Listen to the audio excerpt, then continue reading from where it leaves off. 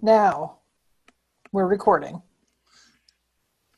Okay, we're going to talk about the about 500 beers after up through the end of Years. years, up through the end of chapter one, and just going through it gave me all these memories. I mean, Okay, so before you talk about interesting things, yes, I just have to jump in with a thing for readers.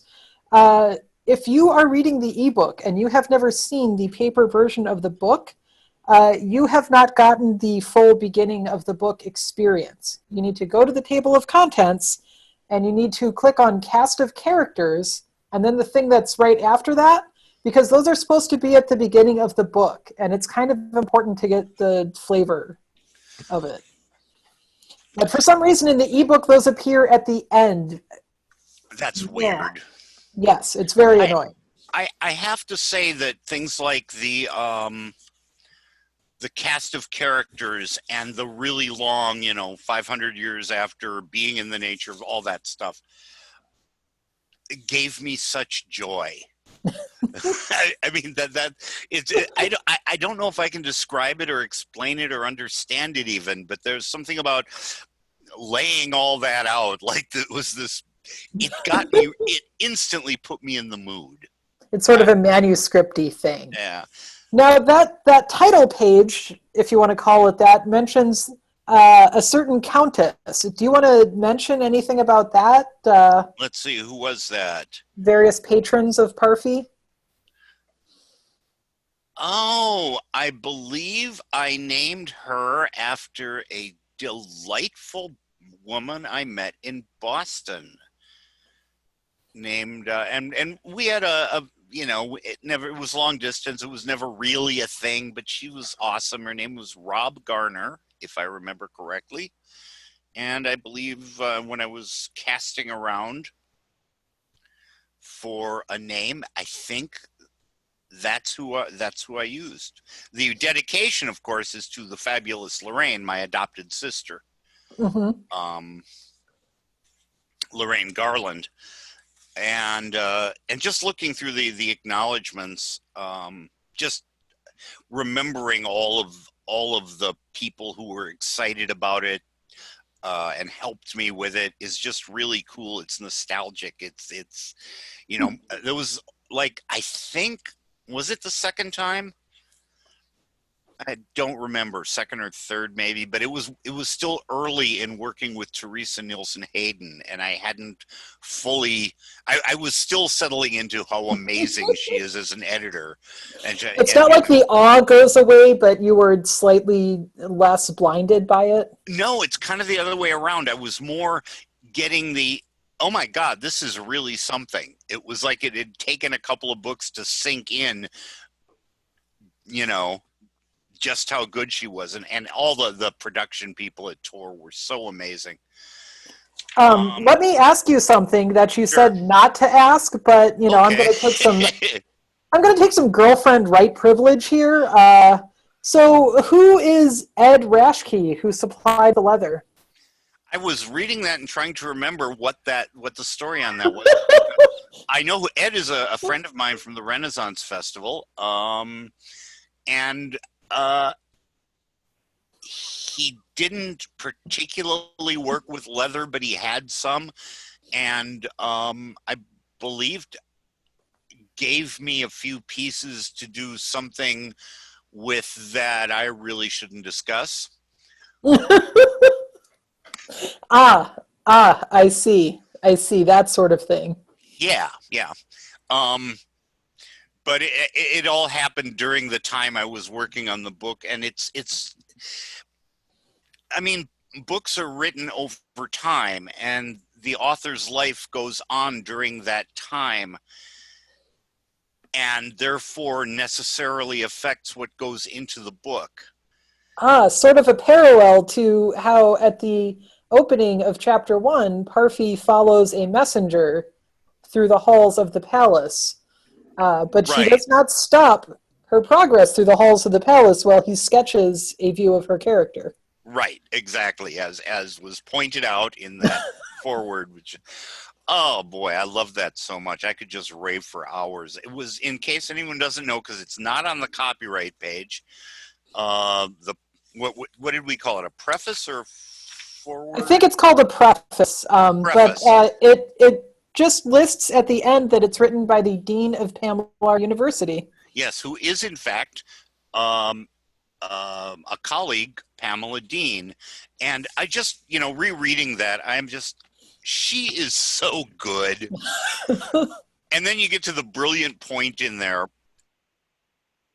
where, she's sort of apologizing for the way Parfy goes on, you know, Like the mode before of getting to speech thing? the mode of speech, and then you realize that she is saying he shortened it. I was like, Pamela, you are so amazing, and just some of the phrasing in here, it's just I love it. All praise to Pamela Dean. Yes, seriously, the and I said in the intro, I was talking about how this book was thoroughly outlined before I started, which is true, except as I was rereading the first chapter, I remembered thoroughly outlined in that case meant things like, there are imperial problems.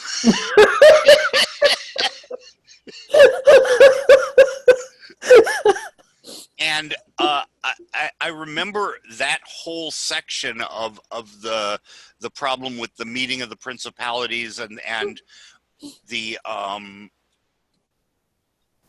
allowance, or I mean allowances, tax. tax rather, yeah, it just sort of created itself. That's the kind of thing where you do, a certain amount of studying, of historical study, and then you ignore it and just let it go and see if you come up with something that feels right. And I do think that felt right. That did get across what I wanted it to. It felt right for me. I liked it as a reader, so that's Yay. pretty great. And going back into the preface, I think this is the last note I had, is that I really enjoyed the reference to Rosencrantz and Guildenstern are dead. Isn't that wonderful? Shall we play questions? And, the time for empty courtesy is over. Just signaled by pages and pages of empty freaking courtesy. Yeah. If we were making this a podcast, the title of the podcast would just have to be The Time for Time of Empty Courtesies. I mean, this whole thing about three broken strings, Parfy's previous work and so on. Yeah, what is that work? She made that up. Oh, so it just is entirely an invention. And I remember the first time I read it going, oh, this is so cool.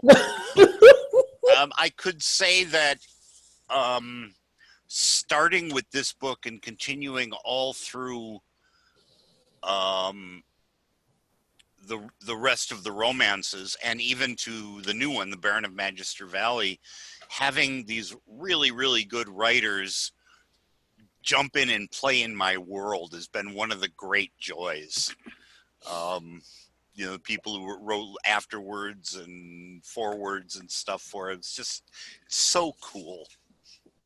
It's an exciting thing for us, I think. Speaking for readers, it's awesome to find out who some of these people are. Because even when it's listed in the copyright page, some of us don't think of looking on the copyright page to see who it is. Right.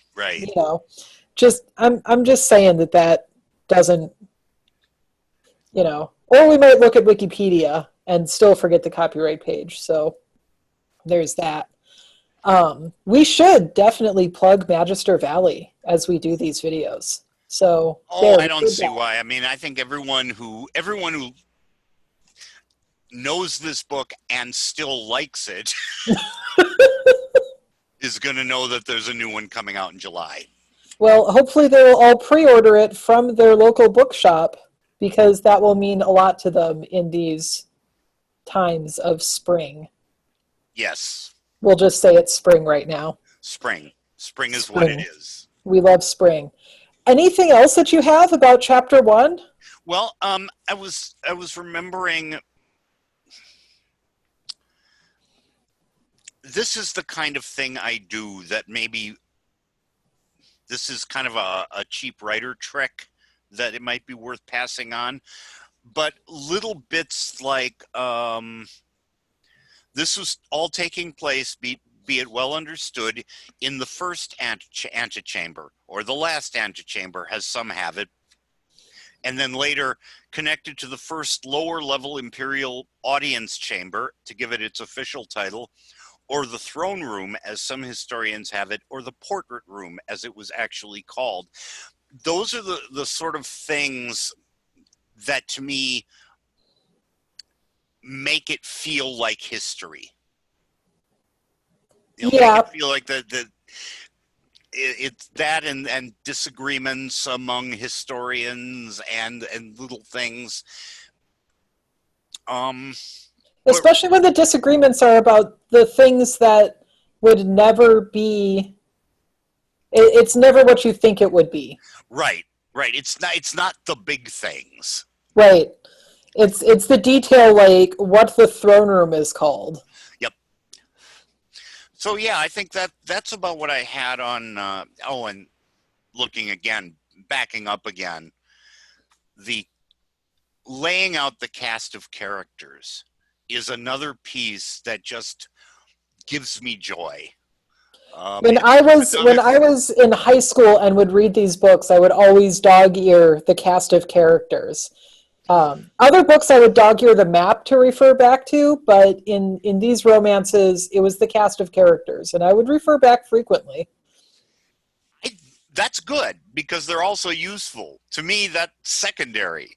It's a lot more. There are certain periods of novel and certain kinds of novel that will have the cast of characters. And getting that feel was, again, part of me getting into the right headspace to do this. And just so much fun. I want every writer to have as much fun writing as I did with these books. No, artists have to suffer, Stephen. Oh yeah, I keep forgetting that. I keep forgetting to suffer. Damn. Oh man. All right, well, let's wrap this up, and Yeah. I think tomorrow we should be able to do our next video or two. That sounds great. I All will right. look forward to it. Beautiful.